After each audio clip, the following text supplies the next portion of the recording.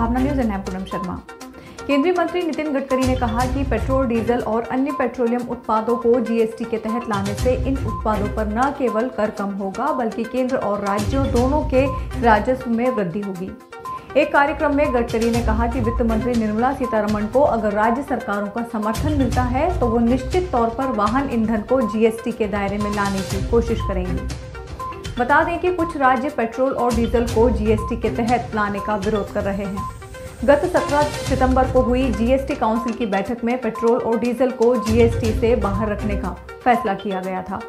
प्रदेश सरकारों का मानना था कि अगर ऐसा किया गया तो राजस्व प्रभावित होगा।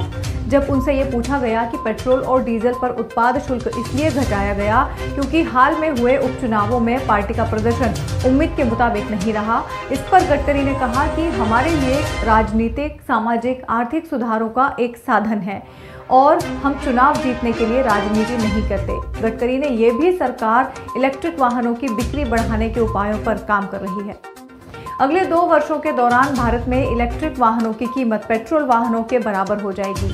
उधर भारतीय रिजर्व बैंक के गवर्नर शक्तिकांत दास ने बुधवार को कहा कि डीजल और पेट्रोल पर उत्पाद शुल्क में कटौती का केंद्र सरकार का हालिया फैसला महंगाई के लिए काफी सकारात्मक कदम है।